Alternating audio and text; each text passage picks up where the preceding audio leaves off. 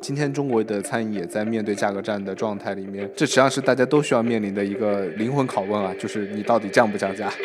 在某种意义上，其实存量市场是一个整合的市场，谁能去通过盈利能力和现金流的这个杠杆的能力去并购和整合，其实是在存量玩家里面是非常重要的一种持续增长的一个能力。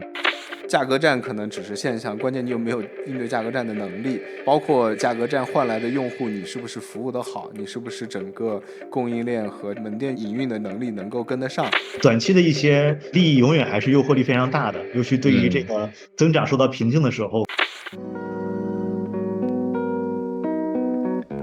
品牌不只是故事，消费不只是选择，欢迎走进换坊的品牌消费观。Hello， 大家好，欢迎回来。2024年呢，餐饮的生存和挑战是大家日常讨论的热门话题。我也一直在找能够更积极、更正向的这个解决之道来和大家聊天。上一期萨利亚的这个内容呢，大家反馈是很好。我们今天呢，也接着来继续讲一讲日本其他餐饮企业的故事。整个价格战啊，是2024年国内餐饮行业的主旋律之一。看到比如说星巴克会通过各类的促销，将单杯的客单价降到了20块钱以下。麦当劳、肯德基、汉堡王也推出了8.8的金粉节、限时的汉堡券这样的一些活动，还有什么12块9 1+1的随心套餐的这样的方式，让汉堡也进入到了9块9的时代。那中餐的这个领域呢，主攻快餐品类的和福捞面主流的产品价格带已经下调到了16到29元，部分的这个产品降幅超过了30%。整个到下半年都开始引入了行业协会来呼吁停止价格战，更不要说可能9块9的咖啡到8块8、7块7，可能大家都已经喝过很长时间了。在整个存量消费的时代，降价真的能够带来成功，还是这是一个短暂的饮鸩止渴呢？能够穿越周期的餐饮品牌，它需要什么样的基本功？今天我们的嘉宾呢，仍然来自启程资本，日本的研究专家东子。那我们欢迎东子给大家打个招呼吧。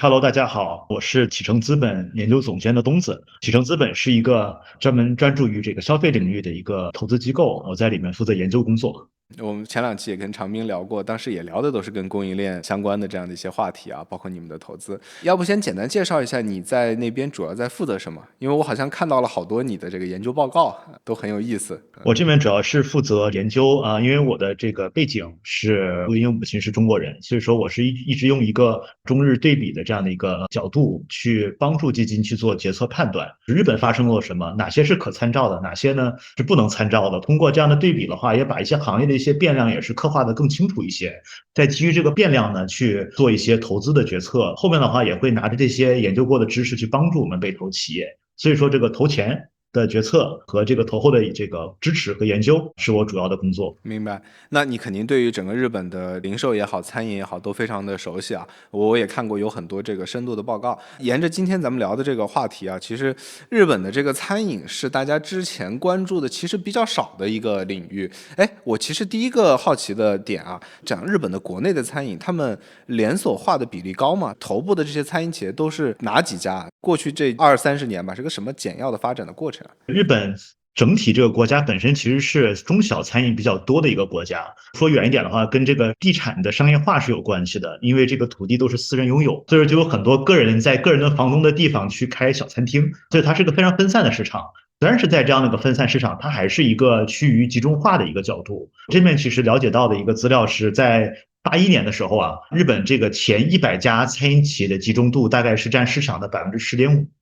所以是非常低的。就到了2022年的话，大概是前10家占13%，所以说它是有一个很大的提高，但是依然还是比较缓慢的。就相比其他的这种更市场化的竞争的这些经济或者市场相比的话，日本还是相对分散一些的。明白明白，这个可能跟我们如果经常去的话，体感也比较相似啊。就是我们都觉得日本的美食很多啊，但大部分都是一家店，甚至都不是连锁，就是小店的那种啊，美食非常多，然后位子也非常少，都是精品的店是这样。但我其实是不是了解到日本的前10大的连锁餐饮？可能一个中国消费者反而不那么知名，除了我们之前提到的萨利亚以外，还有一些蛮出名的，在日本其实可能都有几千家、上万家的连锁。他们主要都是哪一些这样的品类？能跟大家先简单介绍一下吗？日本其实前10的话，大家也有听说过的，比如说第1名叫全善，这个其实是17家的母公司。真的第二名，比如说有这个，那有外资麦当劳，还有现在在中国南方，刚在北京也开了个店叫寿司郎，这还真不知道。还有做这个牛角烤肉的这个母公司，还有一个做乌冬面的叫东丽多，就是它旗下有个叫丸龟之面的这样的一个连锁当然我们有这个耳熟能详的吉野家，类似于这些餐饮品牌在日本算是比较著名的。但是每一个品牌其实就每个集团其实手下可能都有一个10到20个的品牌，所以说很多品牌其实日本人也不知道到底这个品牌是属于哪个集团的。也都是多品牌经营的。是的，就是一个公司可能还有1-2个核心，剩下都是比较偏长尾一些的多品牌。我感觉在中国应该比较出名的就是吉野家，我知道有一个叫 COCO 一番屋咖喱饭的，还有这萨莉亚，这3家可能是在中国相对比较出名，然后也在中国有一些店的。其他的应该都是日本本土居多，对吧？是的。那我们聊一聊，就是可能我看到过去30年有一个最大的趋势应该就是牛冻饭这个品类是在增长最快的一个垂直的品类，然后也跟吉野家包括17家他们之间的这个竞争格局是有很大的关系。要不然跟大家先讲讲这一段是怎么一个故事吧。其实牛肉饭这个品类呢，在日本是一个偏蓝领或者是白领的这个快速午餐的一个解决方案，是一个高度的标准化且快一个餐厅。就是说吉野家最开始创始人创业的时候，我记得他就提到就是说要既快又好吃，以这样的一个特点出发的。但是这个品类呢，虽然是在日本这几年一直是有很强的一个需求但中间还是有经历过很大的这个价格战的一个过程。所以说尽管它可能有一些增长，但它这个增长并不是来自于一个纯自然的增长，而是通过它的低价激发出来的一些新的需求。可以这么去理解。为什么一开始大家开始吃牛肉饭这件事情？因为日本大部分一开始都是寿司，然后拉面这些传统的他们的这个食物，对吧？大家因为可能都吃过吉野家那个牛肉饭，就是上面有肥牛，然后下面的盖饭嘛。这个组合和品类在日本是怎么流行起来的？这个很有意思的问题啊。首先，日本人在古代是不吃牛肉的，是这个动物性蛋白非常少的一个国家。真的到了这个明治维新的时候，因为为了这个满足外国人的需求，所以在神户和横滨这些地方开始出现了这个牛肉就是神户牛的最早的起源。这为了满足外国人，他们就发明了一个叫做寿喜烧这么个东西，酱油加糖加牛肉那寿喜烧的这个简化版可以理解为这个牛肉饭。那当时这个吉野家就是第一家店是在日本筑地市场，就是东京里面有一个这个很大的鱼的批发市场、海鲜市场，面对海鲜市场的这些工作人员的这个午餐的一个单品，所以它就是追求着就是既要有一定的这个油脂跟营养，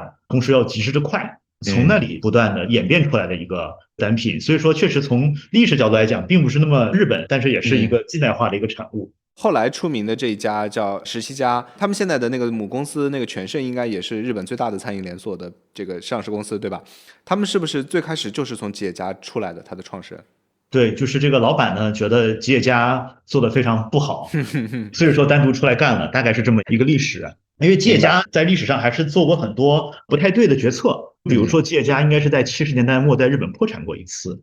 当时的话，因为日本的这个牛肉的供应链是不够的，就是牛肉供给不足，但是吉野家又着急扩店，所以说在那段时间里，他把吉野家的肉和这个汤都用冻干的技术来去完成。那一下子口味呢就打了很大的折。冻干虽然更适合运输，但是口味打折的话，整个用户就走掉了，他就进入到了一个破产危机。就类似于这种从商业角度来讲，其实不应该犯的一些错误做过很多。这可能也是17家的创始人决定从吉野家这样的地方离开，自己创业的一个最开始的原因。那可能这件事情是不是后来就赶上了从90年代开始整个日本的经济可能增长停滞了，然后消费降级，然后可能大家在追求更高的这个性价比甚至是质价比，还有一些更冷静的消费低欲望消费的这样一个大的环境，所以像这样的品类可能还蛮适合打工人上班中午的时候消费，所以他们就增长起来了。这个其实是一个非常混合的一个回答。从价格上来讲，是的，它是一个低价的策略，能去吸引更多的人。新增的这个市场，它并不是由吉野家来去吃下来的，是由17家获得的。这个背后还是又取决于这个企业的策略，或者它怎么能创造新的市场的能力。而在17家跟吉野家做了很大的不同。我先说一下吉野家是非常汗臭味的一个餐饮渠道，这是日本人对于吉野家的印象。因为最开始是蓝领的这个批发市场的这个男性去吃饭的地方所以说觉得这个很多其实女性也好儿童老年人一般都不会去吉野家。或者是觉得很难进入这个门店。而十七家做的事情往往是说，哎，我的价格还便宜，但是我餐的这个菜谱做得更丰富一些，我有更多的浇头啊，我有更多儿童餐的选择。等等的，其实他把这样的一个低价格带的解决方案，用一个多样化的这个选择和这个更好的一个空间，覆盖到了更多的消费人群，相当于是整个十七家的早期的这个增长是获得了一个吉野家这样的一个品牌，它教育了市场，但未能获得的一个新的市场，可能就是一个典型的细分的差异化定位带来的。但这个事情是不是好像我记得应该是在03、04年遇到了一次很大的危机，就是牛肉不能进口了的事儿。是的，日本的这个牛肉一直以来其实非常高度依赖这个美国的供应链，但是美国的这个疯牛病的发生，其实整个影响到了这个日本的餐饮。当然，这个影响最大的就是牛肉饭的品类。对，我记得有一段03年疯牛病还影响蛮严重的，杀了很多牛，对吧？就对他们整个供应链产生了巨大的影响，对吧？这两家他们当时都是怎么应对的呢？是不是就带来了一个竞争上的分化？其实这时候两家的决策是完全不同的，也是这个时候十七家的收入是反超吉野家的，就是一个新兴公司在快速的成立不久的时间内反超。但这里面背后的话，其实说是不同，但是又很难说是对错。吉野家所采取的策略是，因为他犯过错误，就是刚刚我提到的，他因为换了食材，所以说破过产。他内心其实对于换供应链这个事情是极具恐惧的他就说我宁可我不卖牛肉饭了，我改卖鸡肉饭，这个是吉野家的做法，他就把整个主打的产品下架了。对，但这也是对他来讲，对他这个品牌资产的一种保护。但是相比之下，这个十七家是在很早的一个阶段就开始去测不同的这个原产地的原料，而十七家是快速的这个切换到了澳洲产的牛肉，来去用这个澳洲肥牛去做整个牛肉饭的这个浇头。澳洲的牛肉和美国的牛肉在口味上会有差异吗？因为这个美国的牛肉是土饲的，澳洲我理解应该是草饲的比较多。草饲多啊，明白。所以可能口味上就会产生差异，对吧？对，是的，而且在当时的这个流通的环境里，美国的这个牛是会按照部位来去卖给你的，就是部分的部位，它是有中间的这个批发商来去做这样的一个切分。但是澳洲的话是整头的这个销售偏多一些，所以说对于很多牛肉饭的这个公司来讲，它用的部位是有限的，但是它的采购可能又要以这个一头一头的这个维度来去采购，所以说很考验这个企业的供应链能力。那七家它是怎么解决这个问题的呢？十七家有几个点，就是第一个点就是它本身它的浇头比较多。我不知道大家有没有去过中国十七家的门店啊？就是它除了这个普通的这个牛肉饭之外，它有很多什么奶酪味啊、辣味啊，或者是这种多样化的这种选择方案。它相当于是第一，就是它这种调味来去把这个食材的区别稍微抹平了一点，深红咖啡豆的感觉。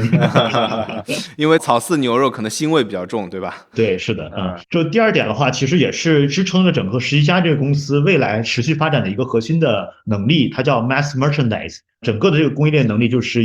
假设在牛的方向，就是怎么样把一头牛吃干榨净作为一个主题来去做延展。之前我采访一位他们前任的中国总经理，他们就跟我说，他们最近终于把这个牛肉剩余的几% 的这个肉渣用完了。我说你怎么用完的？他说本来这个肉渣可能在加工中会出现，就是在这个工厂里加工的时候会出现，至今为止只能会丢弃。那他们其实是新成立的一个这个牛肉饼的一个品牌，把这些原料用在新的一些业态里了。它整个的这个并购或者是新业态的开发，很多时候不光是从一个竞争的维度，有时候也是从它的供应链的优势来去延展的。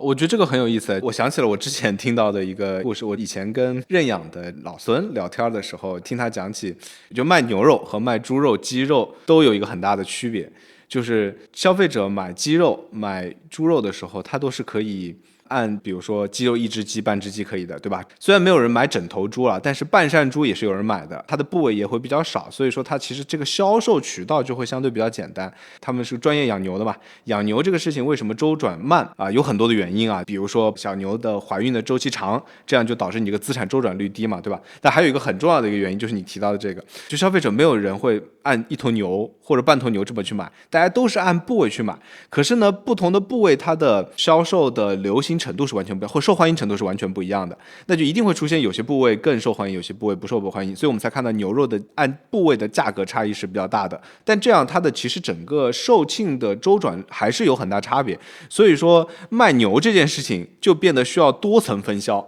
才能够把牛卖干净，所以它整个这个资金的回流和它的养牛的环节，它卖牛的利润率都是下降的。这个导致了牛这件事情是在所有的动物品类里面最后一个被工业化的，就到今天为止还没有工业化，可能还是有很多散养的行为在里面。我觉得这还是个蛮有意思的事情，而可能实习家刚好就是围绕这一点把这个事情做透了。对，就是补充一个点，其实在实习家第一个并购案例其实是并购了一个日本的品类叫做家庭餐饮，就有点像是家庭聚餐的这样的一个西餐的餐厅，叫 Kokos KOKOS。就它其实并购这个餐厅的很大一部分原因也是为了把这个牛的利用率提高，因为这 Kokos 里面的这个很著名的一个品类是这个牛肉的汉堡饼。就是这个肉饼的这个套餐，所以说也是围绕这个角度的。所以说从零售的角度来看，或者从养牛的角度来看，这确实是个痛点。如您所说，就是每一个部位的毛利率和周转是不一样的。但是从餐饮的角度或者是零售角度来看的话，它可能把这些部位通过商品化加工的方式来去做调整。比如说我做成香肠的时候，它可能因为有肉碎，所以说整个的这个毛利可能会更高一些，同时可以去把一些不好卖的部位用完，通过这种混合的形式来去做调整。但这里面的话其实也是有一个小的陷阱在里面，就是中国人吃的肉的部位要比日本人多，就是这个事情的可复制性还是需要去探讨的。比如说日本有一个很著名的这个超市叫 Lopia， 这个公司呢就是叫肉的品类杀手店，它最核心的能力就是把一头猪卖得更贵，通过加工的方式。他们的肉呢既卖的又便宜，同时毛利又高因为他做了很多加工类的这个品类。但这里面我们当时就讨论说，这事情在中国能不能做？因为我们基金投资的钱大妈嘛，完全一样吗？他说不，我们去看了一下，发现日本人不吃猪前腿，不吃猪蹄，日本人有很多猪的内脏吃的也比较少，排骨在日本是最不值钱的地方，就都这个批发给了这个拉面馆炖汤用了。所以说就是吃干榨净这个事情呢，可能在我们中华美食里面可能已经实现了，就是对我们来讲已经实现够干净，对他们来讲还是低垂的果实可以抓一抓，对吧？需要商品化。那可能反过来讲，在中国的话就是说尽可能的去找到更好的方法利用起来，是一个依然可以去探讨的，带来的这个影响或者是这个效益可能不会像日本这么大。所以说回来，实习家是什么时候完成对于吉野家的这个反超的呀？他们今天还一直保持着第一餐饮的地位吗？是的，它其实还是远大于这个吉野家，就是在这个整个牛肉仅止的这个大概是3到5年的时间内，它就完成了反超。而现在的规模的话，实习家大概是有个400多亿人民币的收入，吉野家的话可能就是一个90多亿将近100亿人民币的收入，1比4了。对，是的，差不多，可能实习家在日本有1万家店，有这么多吗？差不多1万家店，而且都是直营店，这个也是非常神奇的一点。哇，都是直营店，这个很厉害了。因为基本上万店连锁做吃的这件事情，哪怕在中国，因为中国人口比日本应该大10倍嘛，然后国家大很多，也没有太多吧。在中国最近的这几家万店连锁几乎都是做奶茶呀，其实有点偏预制的这个范围，对吧？是的，那他们能做1万家直营店真的是很厉害了。所以如果回头去看的话，你会觉得吉野家真的就是败在供应链的能力上面吗？还是说他们在价格战的过程当中就扛不住了？我觉得这个是一个很混合的一个答案。就首先如果从他的这个生和死的角度来看，我觉得他并没有失败，因为他活了下来，因为他最主要的产品都下架了，他还能亏损几年，但是又重新往上爬。从这个角度看，他其实是做了一个正确的选择。但是从一个市场规模的竞争的角度来讲，他其实是做了一个错的选择，原因是他给他的竞争对手更大的空间，或者他自己本身策略就没有做太多的调整，可能整个的精力都是放在说我要怎么活下来，而并不是说我怎么能去把别人的 market share 也抢过来，错过了一个很好的时机。所以相当于在一个危机的状态下，两家公司不一样的方向，有人赌对了，对吧？对。其实我们如果抽象回来看的话，今天中国的餐饮也在面对价格战的状态里面，这实际上是大家都需要面临的一个灵魂拷问啊，就是你到底降不降价？降价你可能会挂，不降价你也可能会挂，怎么办呢？从日本角度来看的话，其实还是说你给消费者提供的价值点到底是在哪里，这永远是一个很重要的问题。我这边可能就是沿着这个点说一下，就是日本因为能降价，还是因为上游的这个供应链发生了变化。除了这个通缩等这种外部环境原因之外，还是有很多工业化的食品工艺这个技术的导入，让整个成本降了下来。但是当大家都降价的时候，出现了另一个现象，就是大家的口味都差不多了。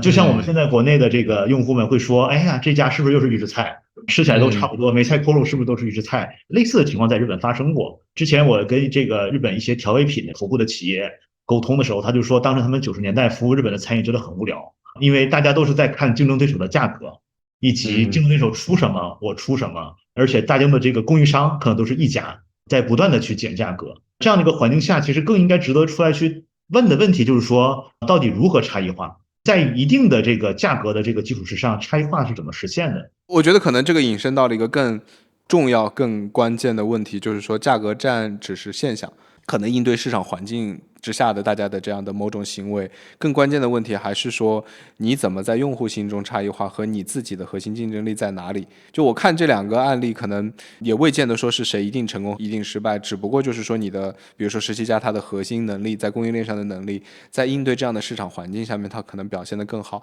但如果你今天不具备这样的这个供应链的能力，你硬打价格战其实可能也未见得就是能成功，可能你更多的应该去想在那个环境下面怎么样去差异化。我觉得这应该还是亘古不变的命题啊，听上来就算是17家，大家可能认为它是一个快餐，确实它是个快餐，价格比较便宜。但在它早期的时候，日本的很多消费者认为它是一个比吉野家更好吃的品类。原因是什么呢？是它所有的肉是用鲜肉做的，鲜肉不是冷冻肉，它是把澳洲的这个美山牛肉或者是这个部位用真空包装的形式运到日本，蒸的中央工厂切割，送到门店是一个鲜肉的状态。这个每天早上这个门店里会炖这个牛肉。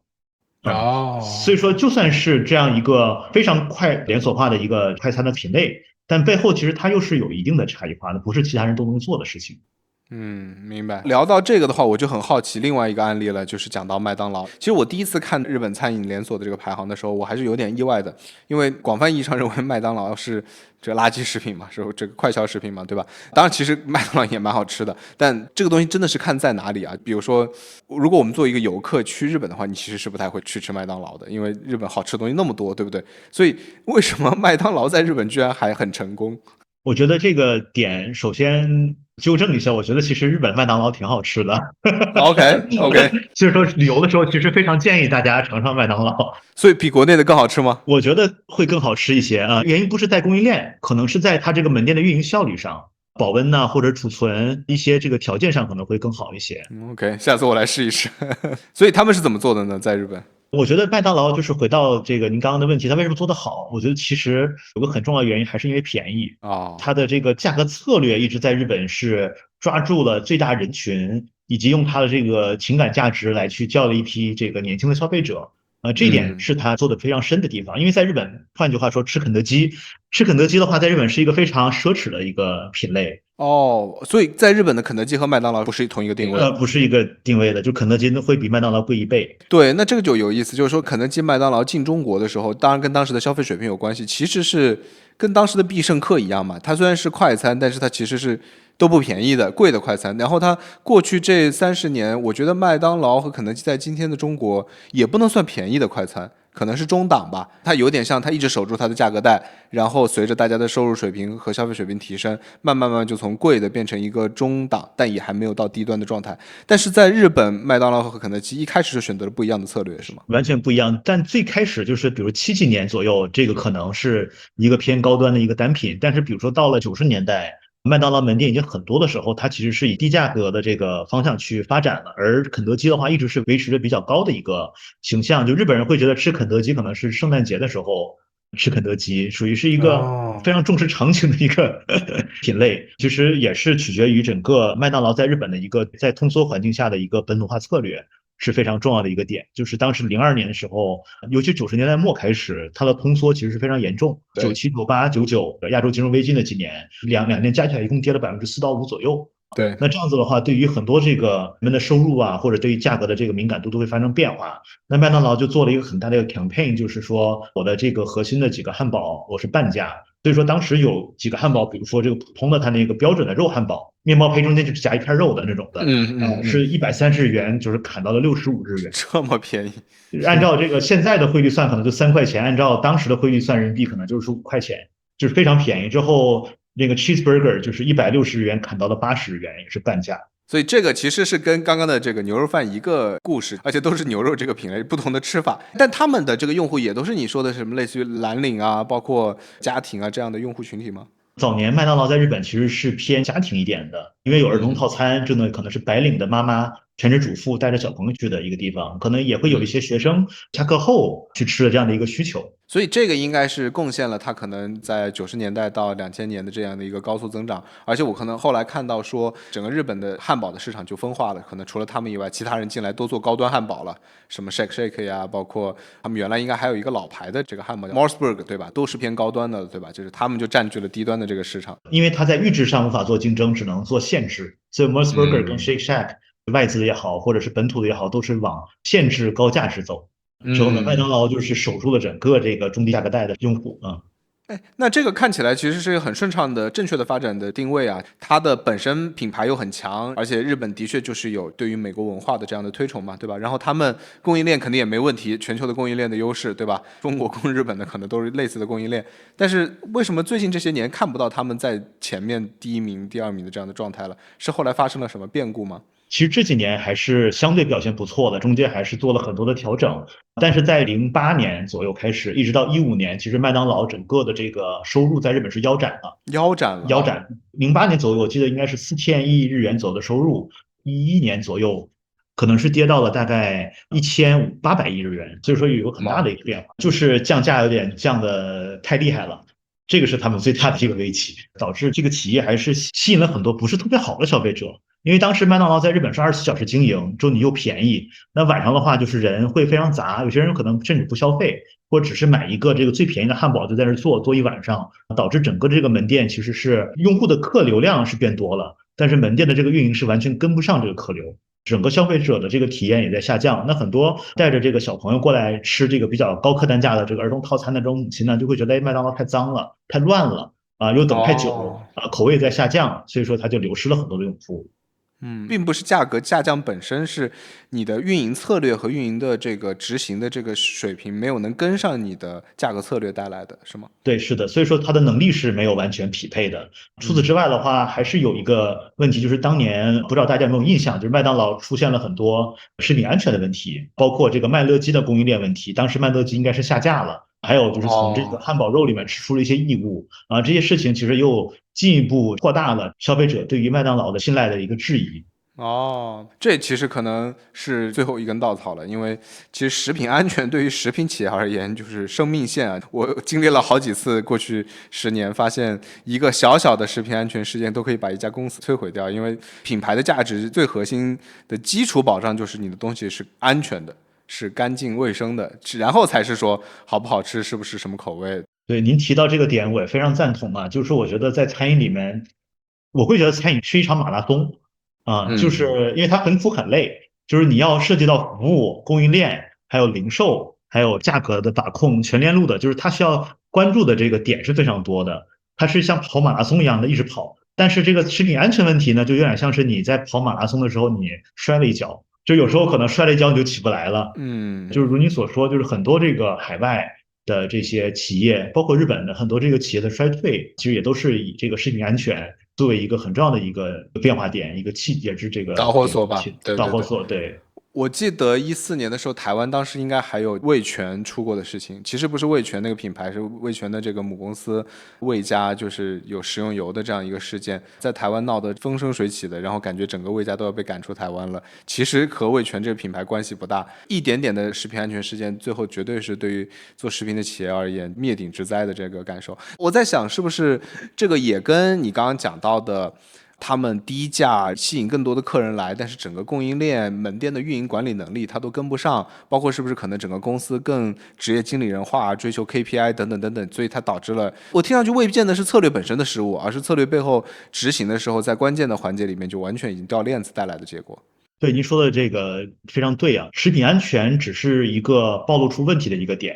而出现这个食品安全问题之前的这些企业的这个能力，肯定是在它的这个企业管制上是有问题的。而在麦当劳这个案例里的话，就是他换了 CEO，这新任的 CEO 呢，虽然是个日本人，但是他非常欧美派，就是他一直在外资企业工作，所以他更多是想要在他的这个短期的这个职业任期里面去提高股价，账面上看得更好看。那在麦当劳，它怎么样账面做得更好看呢？就是它在日本一直以来，其实麦当劳是直营的。他上任之后呢，就全变成加盟了。大幅度扩大加盟比例，这样子的话资产就更少，总部的这个人员就更少，它就变成了一个加盟生意，但这个就导致整个的这个管理就失去了它的把控权了。所以其实这才是背后真正的驱动因素，要提高，比如说资产收益率，是因变加盟，结果你的管理能力又没跟上，就出了问题了。所以他们后来最近这10年回来了吗？这公司现在就是在日本排第2了，就是麦当劳日本啊。OK， 依然业绩是不错的OK。我觉得这2个例子聊到现在，其实都蛮有意思的。我们看到了可能现象，但是背后本质的原因可能是有一些区别的，对吧？价格战可能只是现象，关键你有没有应对价格战的能力，包括价格战换来的用户，你是不是服务的好，你是不是整个供应链和门店营运的能力能够跟得上。如果做得好，这是你的成功策略，这个是抢占市场份额；但如果做得不好，这个能把你推下深渊啊。这其实对于今天的发生的一些案例还蛮有启发的。因为我看到最近应该奶茶是出了一点状况的，对吧？有好多知名的奶茶品牌这个抽检都出了一些问题，这些事情看上去都是很小的事情，但是最后每次食品安全都是从一点点芝麻点的事情最后放大到无比大，把整个品牌的价值都摧毁的案例都是比比皆是的。所以说食品安全这个事情，我认为就是在企业的这个治理里面，食品安全检测部门应该就直接挂在 CEO 的名下，不应该是放在别的商品负责人下面的，就 CEO 自己要直接去管，这可能是对于餐饮企业来讲他必须要做到的一个事。但这个我觉得引发一个问题啊，就是安全这件事情，如果我用加盟商的体系管得好吗？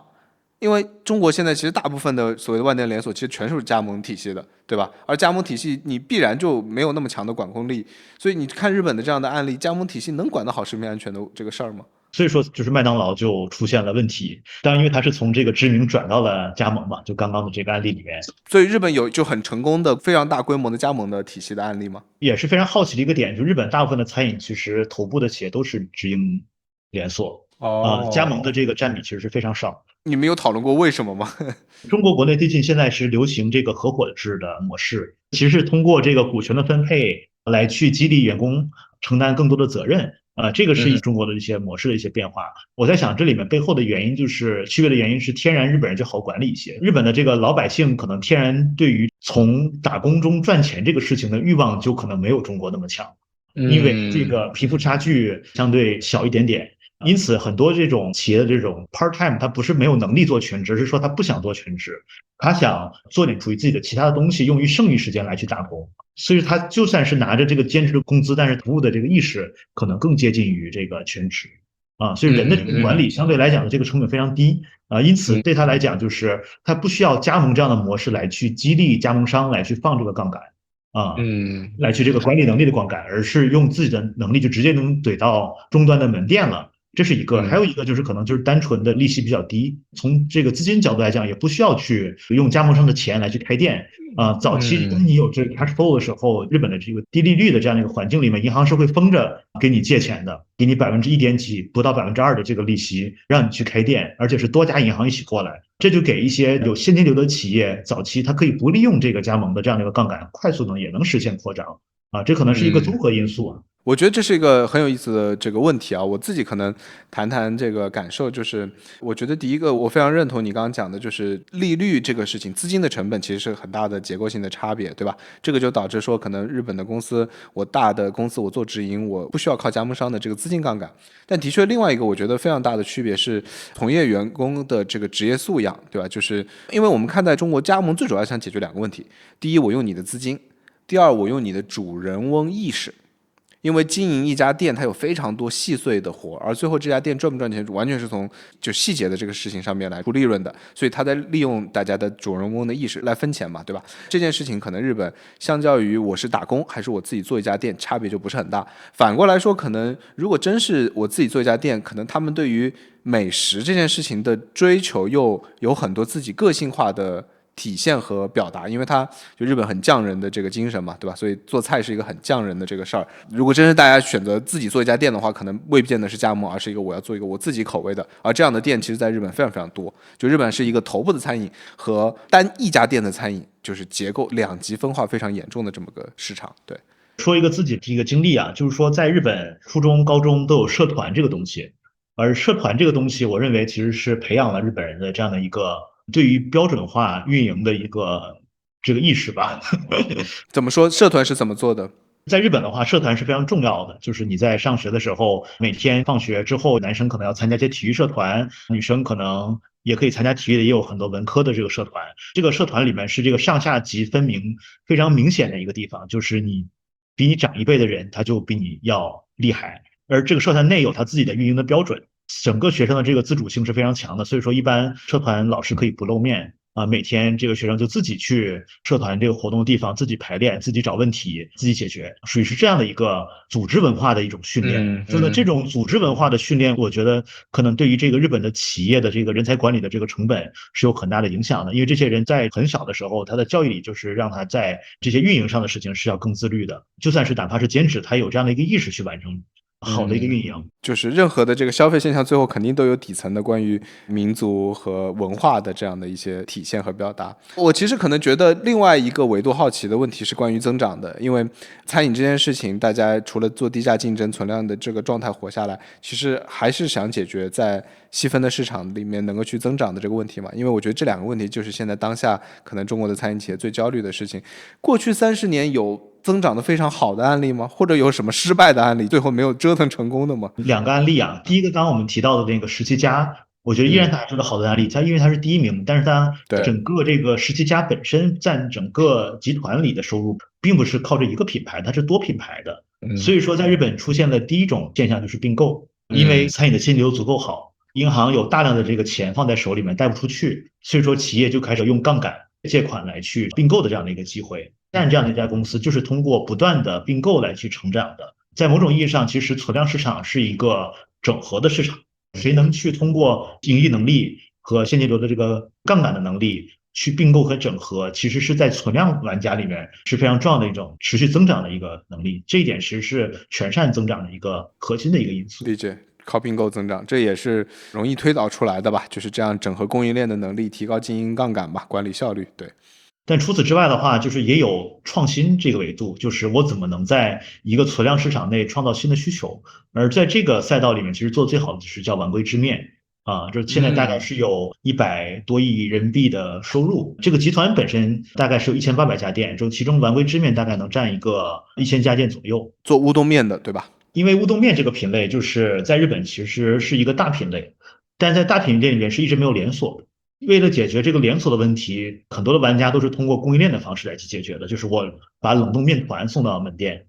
就在门店用热水煮一下，或者是一些鲜的这个面在门店简单加热一下，复热来去完成的。但是这种方式因为它的供应链太过简单的，又陷入到了一个没有连锁的这样的一个恶性的循环里，没有一个玩家去做连锁化。有点像中国的早餐店，对吧？包子、馒头什么之类的，或者有点像是之前的兰州牛肉面、兰州拉面。对。所以说这个丸龟之面其实做到的事情，其实它反着来的，就是说它怎么去把限制这个价值感放到用户的面前。丸龟之面是通过限制的价格带以及非常低的价格，在日本这20年获得非常快速的一个增长。我先跟大家说一下价格吧，它一个套餐大概就20-30人民币，也是低价的，也便宜的。也非常便宜。它整个的流程跟大家描述一下吧。这个公司首先它有个很大的特点是它的流程非常快，就是一个用户大概10分钟之内能吃完离开门店。这样翻台率高，这就让他在中午饭点的时间能去吸纳更多的用户。它的峰值非常高，他一般就是说到了门店跟做面的师傅说我要什么面，他就把这个面的这个面本身他给你之后，你再自己去盛汤，自己去盛配菜，就最后结账。大概就整个这个流程是在1分钟之内。OK， 所以这样整个做面的这个标准化程度提高了，而且是有更多是由这个顾客来参与。顾客参与，但是用户又觉得，因为这个面的师傅是在你面前在从面粉变成面团，发酵之后再切割，再煮成乌冬面，所以用户觉得，哎，我吃的是一个现制的东西，有一个人在我面前在那做面，所以说体验又是很好的。理解理解。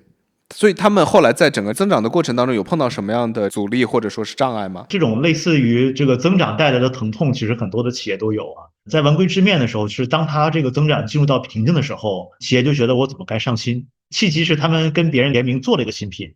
发现哇，这个一出新品有好多人会过来，那我就不断的出新品。但是不断的出新品就会导致整个的它的高效率的这个运营就受到了很大的损伤。本来可能1分钟出餐的东西变成5分钟出餐，一个人不能结账，后面有一排的用户在那等着。最后大家觉得，哎，这个地方好像这个口味又在下降了，时间又变慢了，价格还变贵了，因为你新品联名这些东西，逐渐的它的业绩其实也是受过挑战。OK，所以这个好像都是在自己的核心的这个竞争力和差异化的角度上面，不能因为短期的增长而放弃带来的这样的一些损耗啊。短期的一些利益永远还是诱惑力非常大的，尤其对于这个增长受到瓶颈的时候，可能大家都会用这样的一个方法吧，最开始尝到一些甜头，但是确实是非常损害自己的这个竞争力的。我感觉其实这个案例有正反两面，从正面的角度来讲，我们其实有很多类似于这样的品类赛道。就是品类没有品牌的这样的赛道，而且都是大赛道，因为大家吃的非常的习惯。这个时候你怎么样在用户的体验上做一些差异化，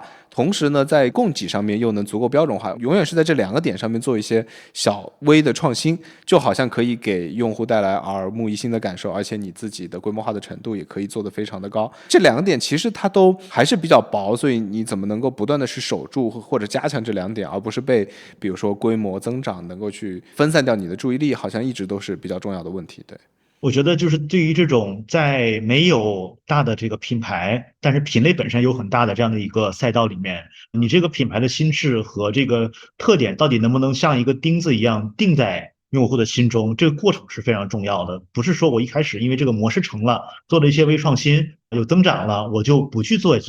这个维护和进一步的这个努力了。因此，其实也是回到刚刚文规之面这样的一个案例里面，它其实是通过这样的一个过程，它又审视了自己的能力到底该是什么，它的这个定位该是什么。这时候它还是又回到了这个限制身上，我还是要做出限制乌冬面最好吃的口味，同时又更低的价格。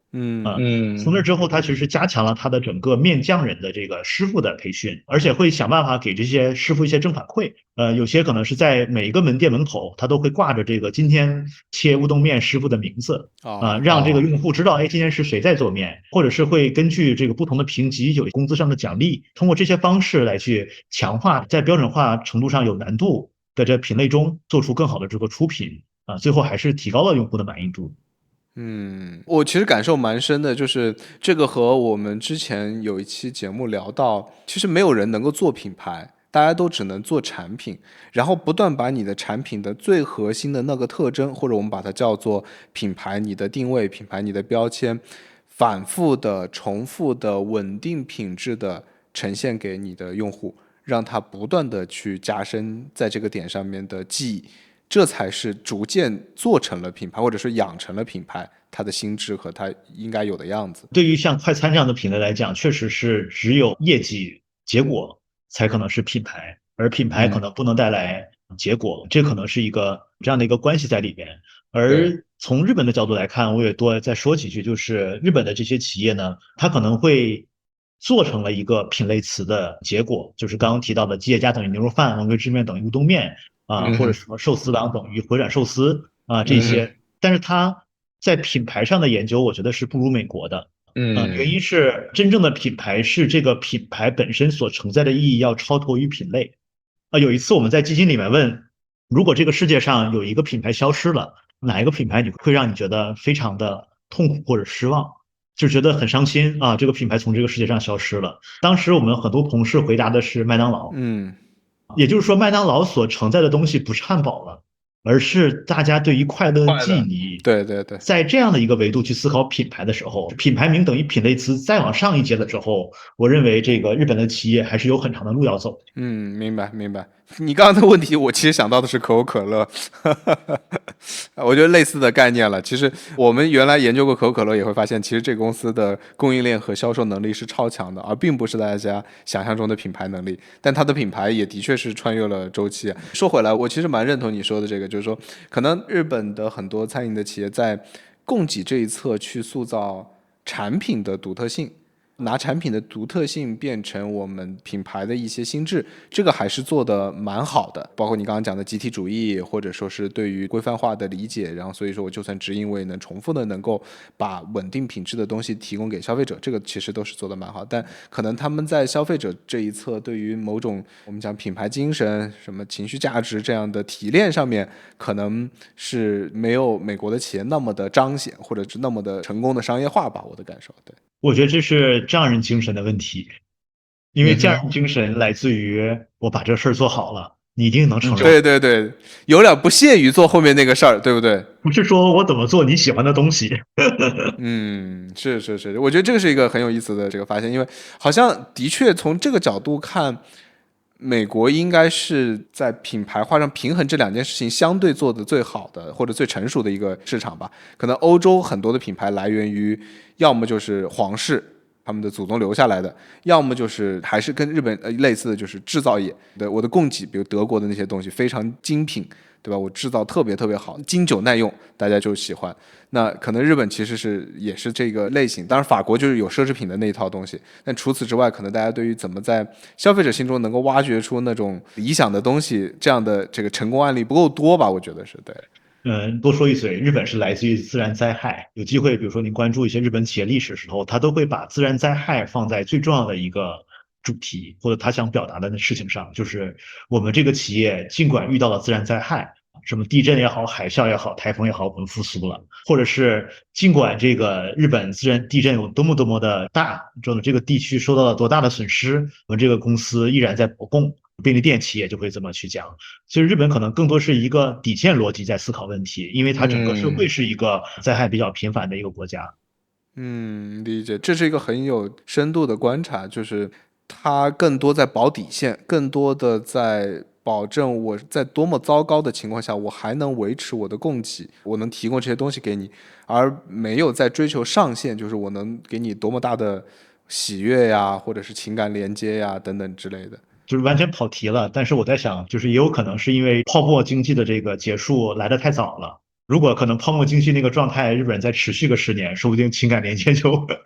更重要一些。如果从这个角度来看的话，我觉得中国好像是一个还是蛮mix 的状态，就是我理解我们的底线思维肯定是没有日本那么强烈的。当然，因为我觉得是个大国，有广袤的这个腹地，说俗一点，农村的感觉都有块地，对吧？大不了回家种地这种感觉，这种理念是根植于人心的，所以可能大家对于底线思维可能是没有日本那么强烈的，但是。我们对于可能过去几十年改革开放之后这种社会结构的变化，大家对于理想的追求、精神的价值，或者通俗一点讲的享乐主义和极致的个性表达，应该又是比日本要激烈很多的。我觉得可能是更接近欧美的这样一个状况，所以实际上中国应该更有机会诞生那些我们把它叫穿越周期也好，叫做能够在需求侧在用户心智里面有更多的定位的这样的一些品牌，我觉得这个机会还是蛮大的。